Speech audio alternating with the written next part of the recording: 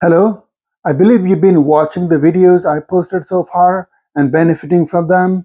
If you have any questions about the videos I posted so far, please let me know, send me an email. We can schedule an appointment so we can have a meeting on one-on-one through Zoom.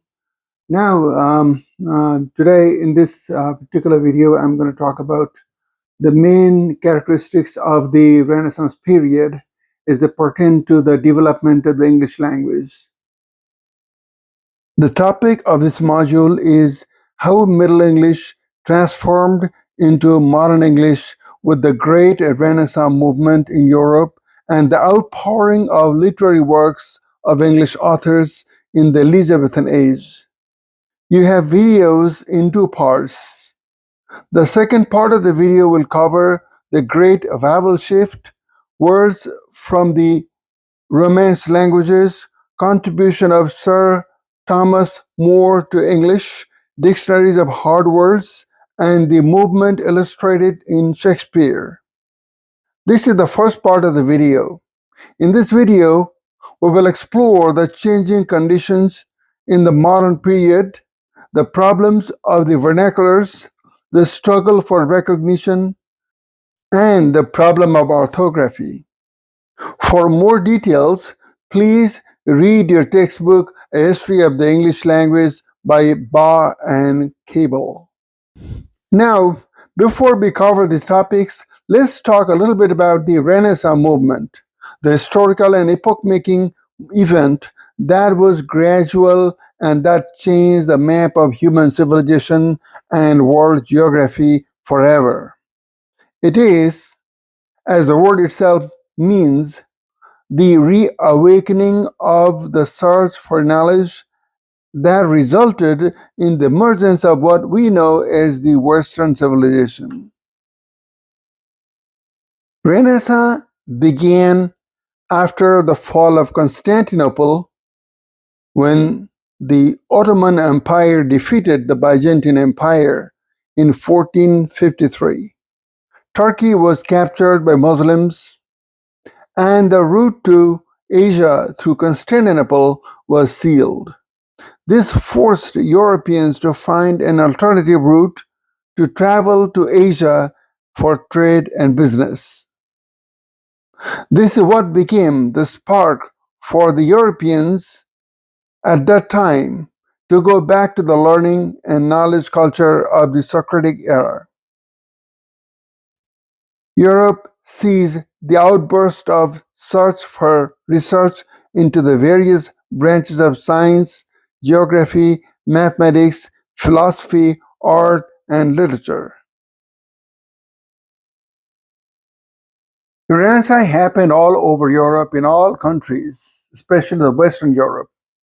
In the Italian Renaissance, artists such as Michelangelo, Leonardo da Vinci, Sandro Botticelli, Raphael, and Donatello are famous names. England was in the Elizabethan age at the time. The Renaissance sees a sudden outburst of the most famous writings of all time by a large number of English writers that changed the story of English altogether. This gives birth to the modern English that we speak today. Some of the epoch-making authors of the English language are Francis Bacon, John Donne, John Fletcher, John Ford, John Milton, Ben Jonson, Christopher Marlowe, Thomas Middleton, William Raleigh, William Shakespeare, Philip Sidney, Edmund Spenser, William Tyndale, John Webster, Thomas Waite, etc. These authors transformed Middle English into modern English by creating some of the most widely read and famous literary works. Among these writers, Shakespeare's name stands tall because of his contribution to creating a whole list of new vocabulary in English. Shakespeare's Hamlet, Macbeth, Othello, and King Lear, the four great tragedies among the 37 dramas that he wrote, are some of the most widely read books of English literature till now. These literary writers expanded the English vocabulary and expressions, enhanced and embellished the language through powerful literary imagination and philosophical depth using a range of poetic devices such as metaphors, similes, alliteration, and assonance. Now I'm going to talk about the changing conditions in the modern period. In the development of languages, particular events often have recognizable and at times far reaching effects. For example, the Norman Conquest and the Black Death are typical instances that we have already seen. But there are also more general conditions that come into being and are no less influential. In the modern period, the beginning of which is conveniently placed at 1500, certain of these new conditions come into play, conditions that previously either had not existed at all or were present only in a limited way, and they cause English to develop along somewhat different lines from those that had characterized its history in the Middle Ages.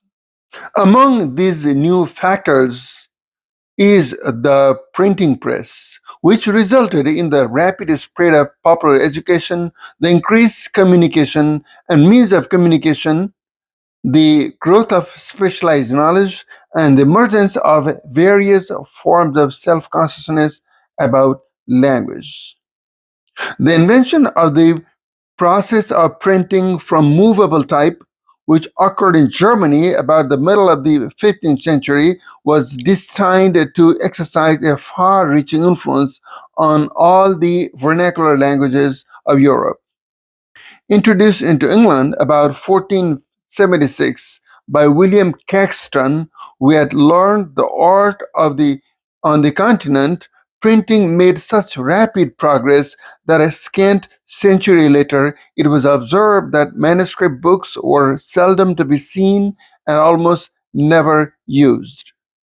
They were converted to copies and copies of books that were available for the public. It is estimated that before the year 1500 alone, there were 35,000 books printed in Europe. The majority of the books were in Latin language, but soon after that, by the year 1640, about 20,000 titles of books were printed in England alone, and that were all in English. The books that were within the reach of only a few people and very luxurious items were now made available for a normal public all around the country.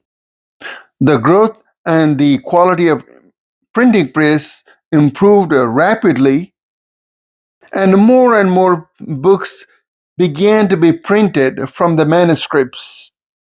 The technology was soon captured by the businessmen to multiply the number of books from 100 to 1,000 and 1,000 to tens of thousands and hundreds of thousands.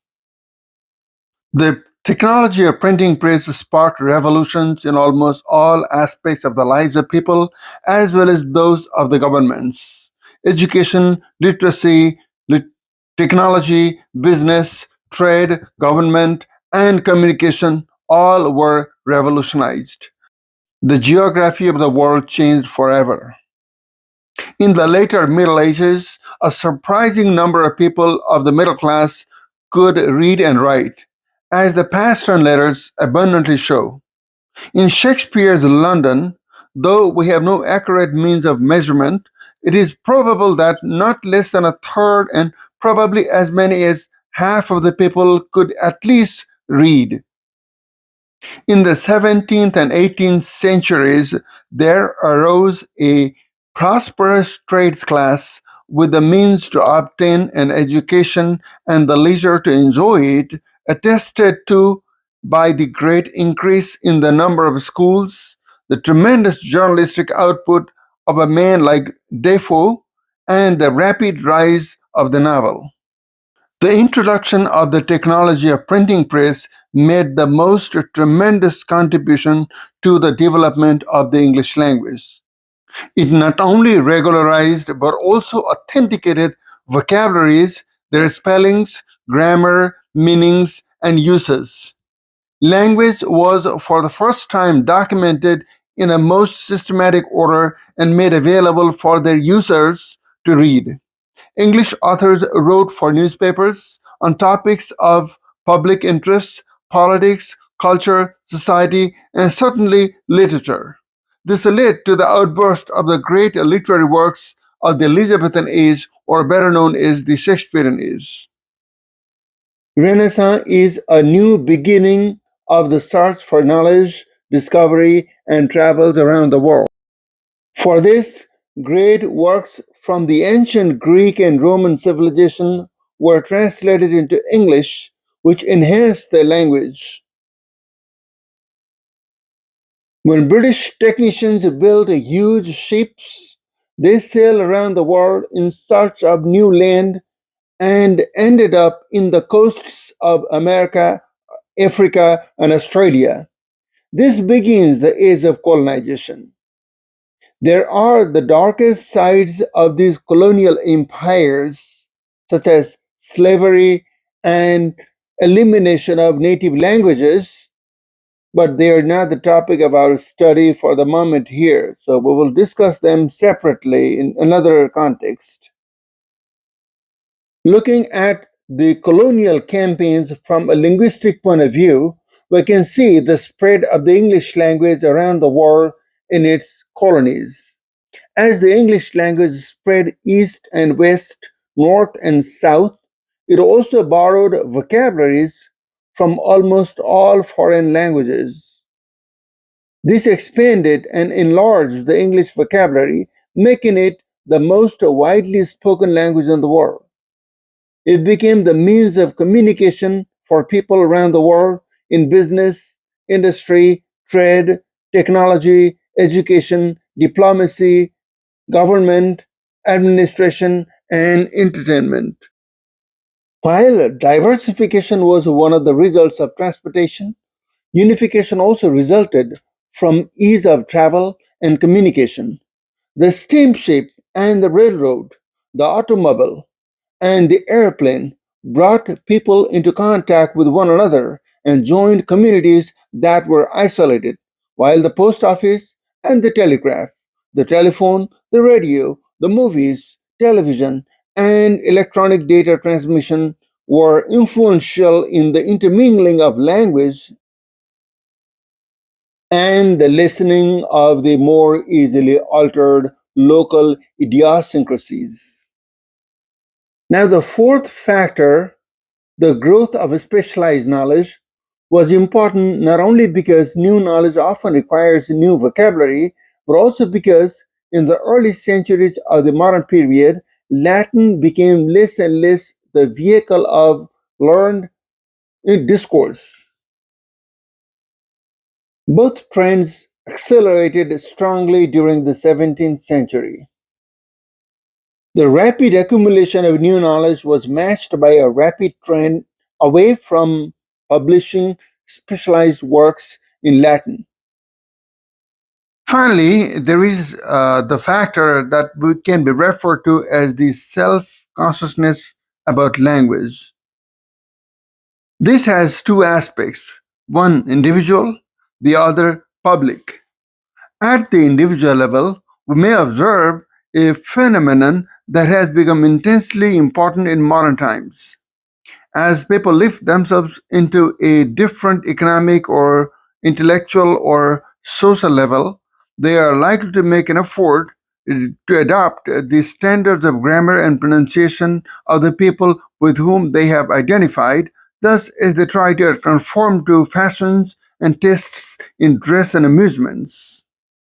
And however superficial such conformity might be, people are as careful of their speech as of their manners. Awareness that there are standards of language is a part of their social consciousness. Most people are less aware that such standards are largely accidental rather than absolute, having developed through the historical contingencies of economics, culture, and class. At the public level, a similar self-consciousness has driven issues of language policy over the past 4 centuries, long before language policy acquired its modern meaning. The beginnings of this public discussion are evident in the 16th century defense of English and debates about orthography and the enrichment of the vocabulary. Anxiety about language policy reached a new urgency in the second half of the 17th century. From that time through 18th century proposals for an academy to 20th century efforts at language planning in former colonies of European powers, a self-consciousness about the shape that English ought to take has been an endless source of concern. This concern has been no less passionate for being fueled by naive beliefs about the nature of language and the determinants of linguistic change. Now let's talk about the problems of the vernaculars. In the Middle Ages, the development of English took place under conditions that were largely peculiar to England because of the Norman conquest. None of the other modern languages of Europe had to endure the consequences of a foreign conquest that temporarily imposed an outside tongue upon the dominant social class and left the native speech chiefly in the hands of the lower social classes. But by the close of the Middle English period, English had passed through this experience and had made a remarkable recovery. From this time the course of its history runs in many ways parallel with that of the other important European languages. In the 16th century, the modern languages faced three great problems. Number one, recognition in the fields of where Latin had for centuries been supreme. Number two, the establishment of a more uniform orthography.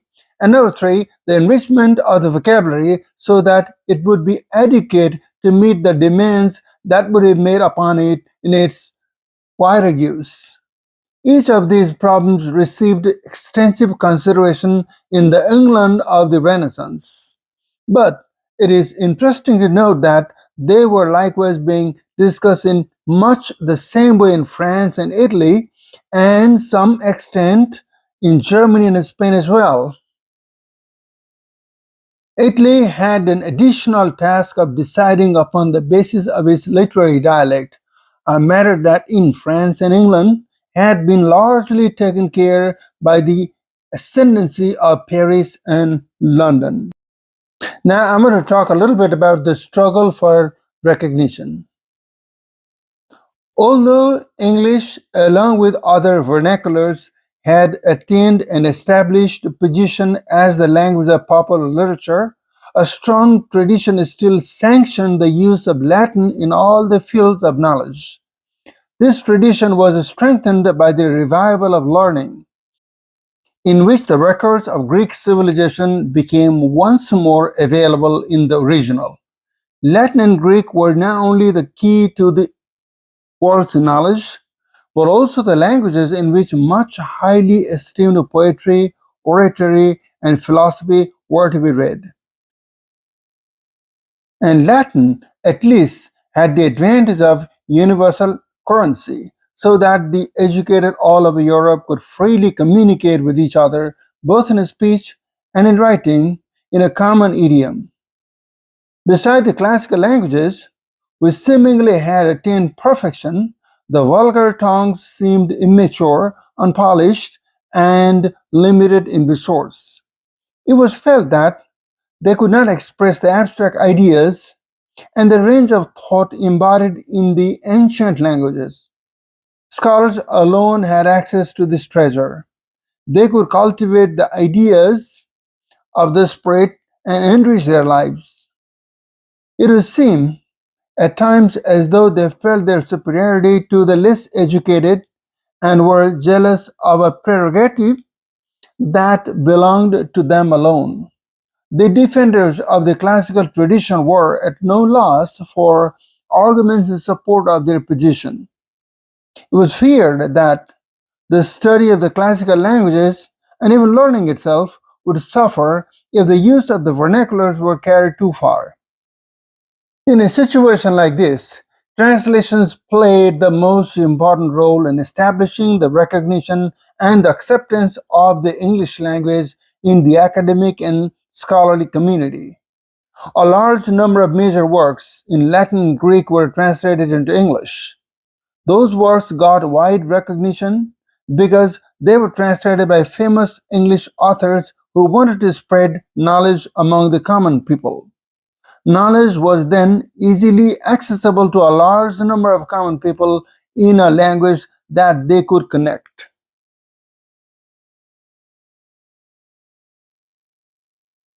The materials for this module are drawn from Baugh and Cable's A History of the English Language. Please read the chapter The Renaissance for more details.